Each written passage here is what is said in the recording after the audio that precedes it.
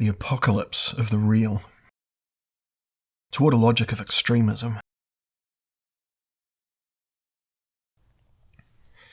The preceding reflections suggest that we shall not discover the core process of the 20th century by referring to historical events, nor by drawing on intellectual history or the history of discourse. The essence of the epoch cannot become completely manifest in a single event, or in a sequence of events constituting a trend. Nor is it to be found in concentrated form in some absolutely privileged text, however eminent the philosophical and poetical writings of the century may have been. In retrospect, one cannot help but feel as though pretty much every historical expression of that age about itself evinces a certain bias. Everywhere one looks, one has the impression that the actors were hypnotised by the programs and the witnesses were dazzled by the dramas.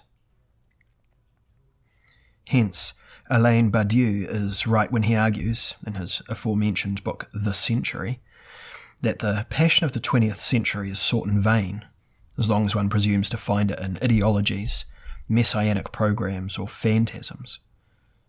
The predominant motif of the 20th century is rather the terrifying passion du réel, which manifests itself in the action of the protagonists as the will to actualize the truth directly in the here and now. I am convinced that this view actually provides us with a fruitful approach to the complex of the 20th century. Not only is the dignity of philosophy vindicated by it, with its insistence that the truth of concepts is always also at stake in the tumult of battle. In addition, with such a view, we claim to know that the real is always only given to us through the filter of variable formulations, and that the way that we grasp reality is blended with the latter into an amalgam. Basically, we are concerned here with a contemporary revival of the Platonic doctrine that the eternal gigantomachy over being is fought out in thought itself and nowhere else, and that only in this struggle can the grounding of reality come to light.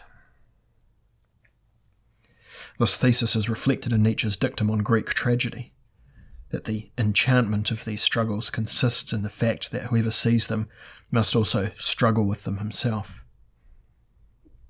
As in Badiou's thesis, we find in the classics the insight that there is a convergence between understanding and struggle that is not easily avoided and may indeed be inescapable. According to Plato, to think means to take part in logical civil war, in which truth takes to the field against opinion. According to Nietzsche, to think even means to realise that the thinker himself is on the battlefield, on which the parties of the primal conflict between energies and forms collide. Even in Badiou's effort to save radicalism, the ideal of a detached theory is rejected, by drawing on contemporary resources to show how thoroughly polemical praxis is at work behind the facade of liberal pacifism that is dominant today. In what follows, I would like to translate the thesis that the 20th century was characterized by a quote-unquote passion for the real into a context that is informed by my own studies of the emergence of imponderous elements, atmospheric facts, and immunitary systems. Studies that have materialized primarily in the trilogy Spheres, Volume 1, Bubbles, 2011, Volume 2, Globes, 2014, Volume 3, Foams, 2016, and in the World Interior of Capitalism, Towards a Philosophical Theory of Globalization, 2014. Reader's note, those texts are excellent, and I highly encourage anyone who's interested in this topic to get involved with them. The central theme of the spherological project is articulated in the observation that modernity can only be understood as the epoch of a struggle for a new definition of the meaning of reality. In contrast to the polemical ontologies that dominated 20th century discourse, I attempt to show that the main event of this age consisted in Western civilizations breaking free from the dogmatism of gravity. that the 20th century was primarily a matter of the passion du réel, passion du réel, pardon my lack of French, may well be a statement that turns out to be quite correct. However, that the actualization of the real primarily manifests itself in a passion for anti-gravity, only this additional observation will put us in position to understand the meaning and the progression of the clashes over the real on their own terms. The drama of the century only properly comes to light if we understand the obvious battles, both physical and discursive, as ways of expressing a widespread agony. I am speaking of the agony of the faith in gravity, which since the 19th century has manifested itself in ever new convolutions, reactions and fundamentalisms. The spherological approach is based on a hermeneutics of an anti-gravity, or unburdened existence, which includes both destructive and constructive parts. While from the constructive perspective there is talk of the discovery of atmospheric facts and of concealed immunosystemic realities, the general theory of anti-gravity and exoneration, with its destructive élan, is devoted to ideological fabrications, which since the days of the French Revolution shackled the human being to the galleys of modernity. The galleys of scarcity, need, lack of resources, violence, and transgression. At the core of all these theories, which for the most part emerge as anthropologies, as economies, and as theories of a parsimonious nature, statements about the real, also known as quote-unquote nature, or quote-unquote history, can be found that limit the realm of human freedom to the reluctant gesture of submission to the law of the real. Wherever new realisms find their voice, human beings are declared to be vassals and media of superior realities, regardless of whether the latter are invoked in naturalistic, voluntaristic, economistic, vitalistic, drive-theoretical, or genetic idioms. The following reflections aim to shed more light on precisely this condition of being a vassal and a medium in relation to a dominant real. They should put to the test Hegel's dictum according to which philosophy is its own age conceived in thought. Allow me to include a warning with this allusion to Hegel.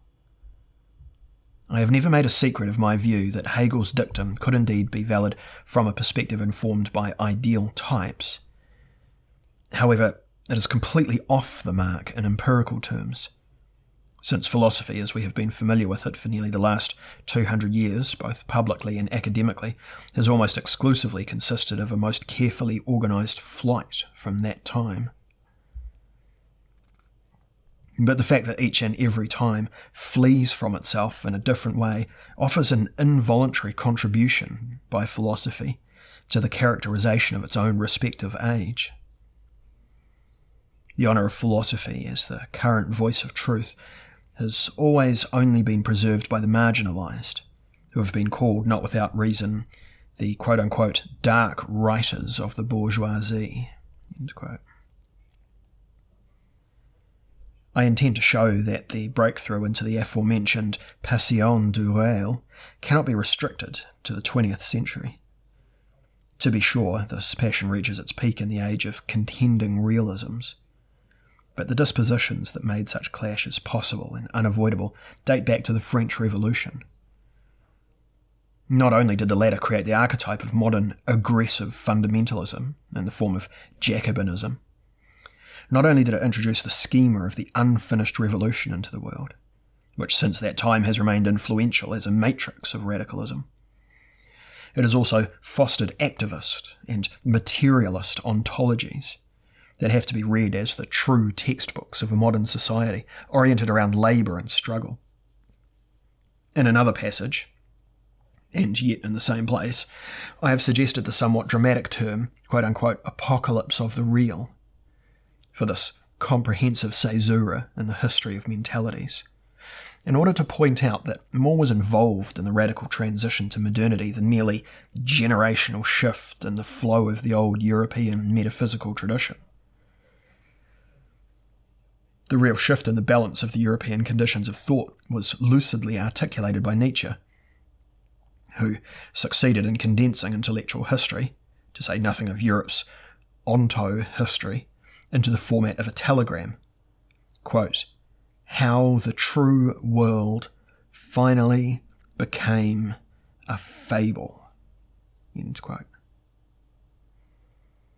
By registering the implosion of the world hereafter, this dire text sums up the main logical event of its epoch. Whoever is interested in the long version of this dispatch can still find a magisterial and comprehensive reference point in Karl Lewith's work From Hegel to Nietzsche, The Revolution in 19th Century Thought, from 1941. The point of this event becomes apparent in the fact that the traditional relations between the esoteric and the exoteric were reversed in the course of the 19th century. As long as old Europe's theologically tinged idealist metaphysics maintained its dominance, the main emphasis of all esotericism lay in the realization, to be kept secret at all costs, that there is no God and that there are no gods, and thus that all ideas of a higher world hereafter are pure fictions, castles built in the clouds which are constructed out of anxiety, weakness and longing. Until, well into the 19th century, atheism, that life-threatening wisdom, disguised itself as the true occultism, while metaphysical theology was allowed to play the role of public opinion for more than a millennium and a half. But then the tide turns. What was a secret doctrine becomes common knowledge and public opinion, while, conversely, an alternative esotericism is constituted, emerging as empirical theology, or as an ethnology of the world hereafter, in order to meet the requirements of a new, realist, pragmatic zeitgeist. The concept of the unconscious could only begin its career in this neo-esoteric context. This concept, which became topical around 1800, signals that the world hereafter is nearby, and that nature's dark side begins right on the threshold of consciousness. The young realist break in 19th century thought manifested itself in a torrent of literature that aimed to expose and that was devoted to the task of providing hitherto suppressed or concealed dimensions of reality with their rightful seats in the parliaments of knowledge. Such literature aspires to be actually scientific, but due to its performative features, it's simultaneously composed in a prophetic manner, insofar as it does not merely describe newly thematized realities in their exposed state, the will as foundation of the world, human labour, class struggle, flows of capital, natural selection, sexual libido. Rather, the realm of the real to come is also continually proclaimed, and the public is called upon to prepare itself for what is coming. The modern realist speech act has both prophetic and apostolic features, combining the epistemological apocalypse of the real with a moral adventism that describes the realm of the real as nearly imminent. Indeed, as a regime that is almost present in the depths.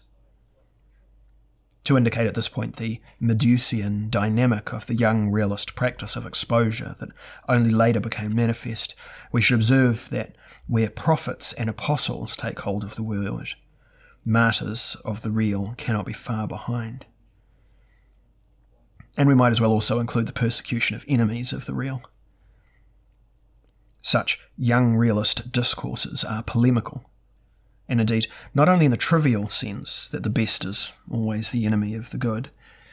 All of the new realisms understand themselves as figures in an evolutionary or revolutionary tableau, in which they play an unavoidable exterministic role. To a certain degree, 19th century evolutionism offered historicised versions of an ancient Eastern ontology of contending principles, which had not entirely faded away under the predominance of monotheism and lived on in the cryptic, dualistic undercurrents of Western metaphysics. In contrast to classical dualism, 19th century young realist ontologies of struggle do not conceive the conflicting or antagonistic factors as eternally symmetrical opponents facing off, but rather believe them to be their historical predecessors. An asymmetrical conception of the adversarial object as obstacle arises as a result, regardless of whether this is defined as the overarching term for relations, as a complex of ideas, or as social groups. No one understood this more clearly than the young Marx, who, in a significant note on the essence of new activist critique, declared that such critique did not want to contradict its object, but rather annihilate it. Extremism, essential to the modus operandi of contentious 20th century radicalisms, is rooted in evolutionarily inclined conflictual ontologies, according to which the truth of the real must be effectively implemented against the status quo, which despite being current has already been superseded, and is only a temporary semblance of the real. The predominance of the unreal, which still clings to power thanks to an illusory covering over and distortion of the real, is to be broken, so that the realm of the real may arrive.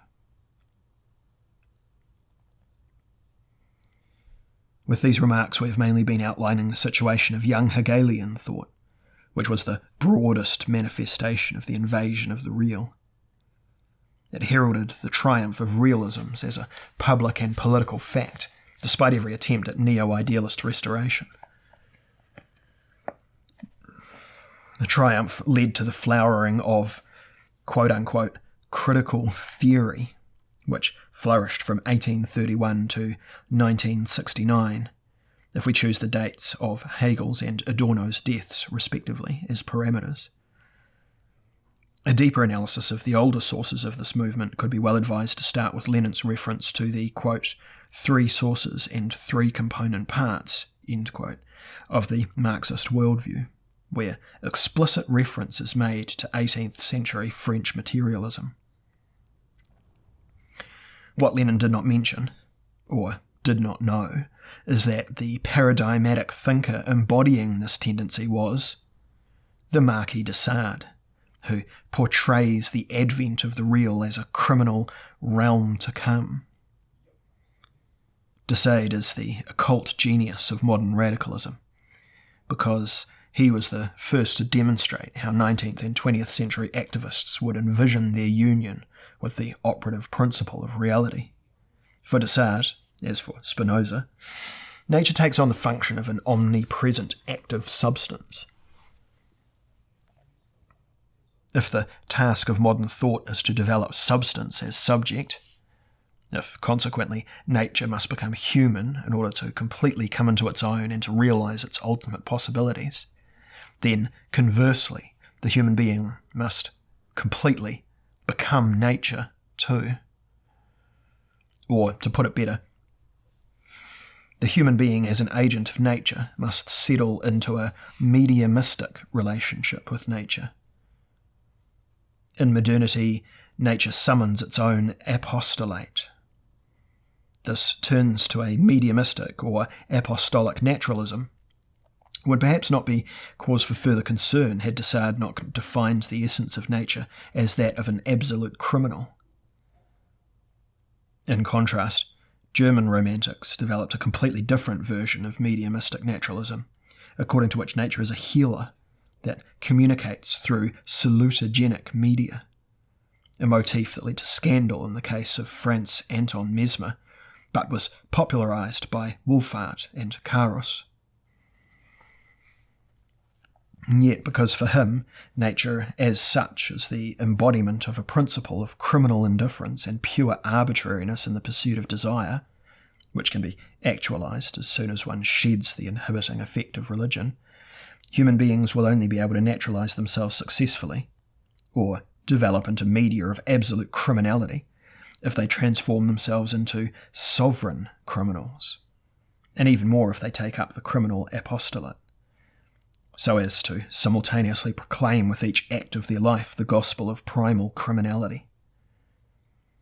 It is not enough to commit crimes. We must also actively become teachers of crime.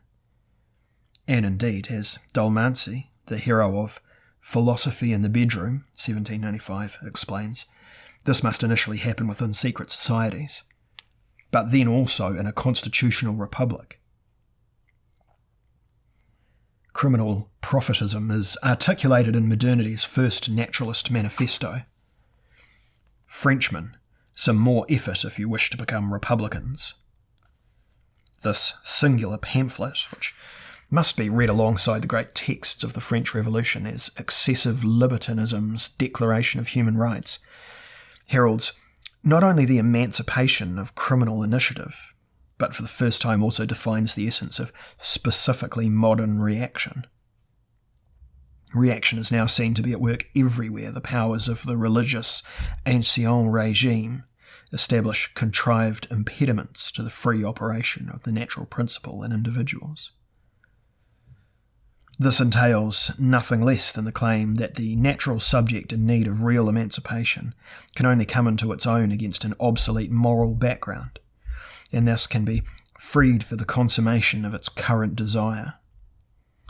The essence of subjectivity is here interpreted as something only to be actualized by a specific disinhibition.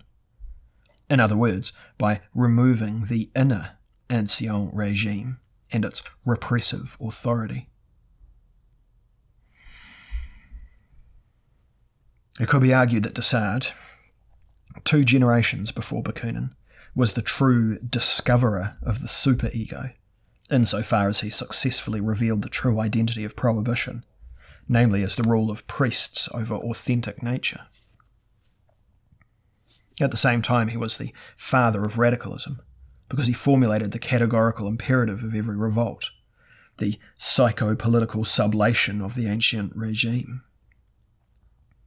Every radical has since been able to affirm the maxim, you may do what you want, provided that what you want actualizes a drive of nature, the great criminal. Realism now means nothing more than the submissive correspondence of the intellect to an order of things outside of us. It implies the activation of the real as an ongoing intensification of causes that aims to produce new effects. Uncommitted crimes wait for their perpetrators, just as still incomplete revolutions wait for their activists. What the 20th century recognized as quote-unquote grand politics, großen Politik, the term goes back to Nietzsche, thus continually assumes the form of the quote-unquote good crime on a grand scale, with Lenin and Stalin, no less than Hitler and Mao Zedong. The realist is the agent, medium and apostle of a power that only achieves what is called quote-unquote free expression after its disinhibition. The revolutionary is the good criminal. Is it still necessary to say that with Descartes, modern expressivism also begins in an aesthetic regard, with the real itself defined as the continual transition of powers into their expression? The schema of power and expression, incidentally, is also easily transferred to so-called, quote-unquote, history, which refers to its media as though they were nature at work. Political activists, however, believe that history is not so much a criminal as it is a surgeon who amputates the diseased tissue of the past. The key point in this brief philosophical portrait of the divine Marquise is to see that the structure of modern radicalism is only understandable if we begin with him. Young realist authors, since Marx, have assured us that to be radical means to understand things from their roots. But the roots are sought in a fundamentally dynamic realm that is constructed from the bottom up, which is indicative of the Sardian paradigm. Because roots are to be thought of as basal powers, to be radical means to join with the powers at the base of relations in order to move them towards newer, freer, more uninhibited forms of expression, regardless of whether they manifest themselves as crimes, revolts, revolutions, works of art, or acts of free love. The vegetative metaphor of the root, incidentally, is obviously connected to the architectonic metaphor of the fundament, or basis. Just as true radicalism sets new expressive action to work from the roots, so true fundamentalism wants to revolutionise or restore the basis in order to move things in the superstructure around.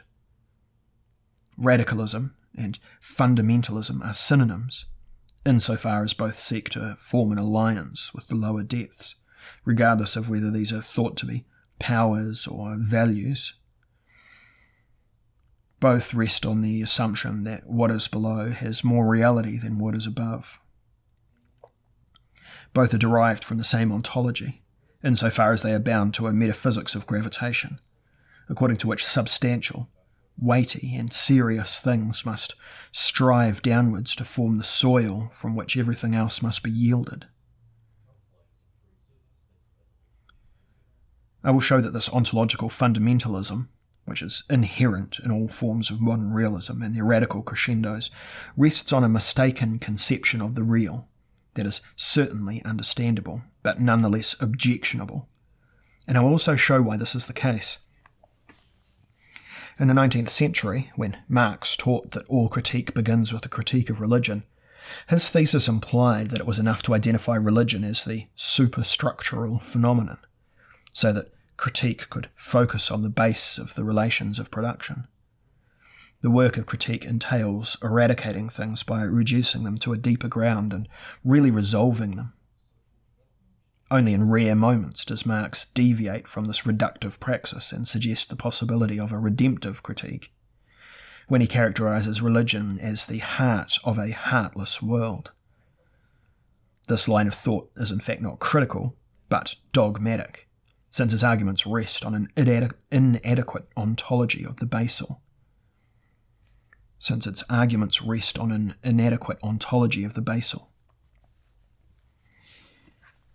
Critique can only really begin at all as a critique of gravitation, but this presupposes that thinking renounce its dogmatic opportunism vis-a-vis the real as basal power from below, and freely shift to the midpoint between weighty tendencies and anti-gravity ones. There is good reason to believe that the issue of anti-gravity in modernity is not built on sand, if a metaphor referring to the ground is not out of place here. The following considerations will show that uplifting forces have seen dramatic gains in enthusiasm and become more wide-ranging over the course of recent social evolution, far beyond the illusory religious ascension to heaven. I believe this can be demonstrated by inquiring into the dynamic of anti-gravity that belongs to the real, as it manifested itself in the course of the technological modification of the world. I thus take up Nietzsche's formulation of the transvaluation of all values, leaving aside the conflict over values, in order to deploy it in an event that I consider to be the real novum of the 20th century.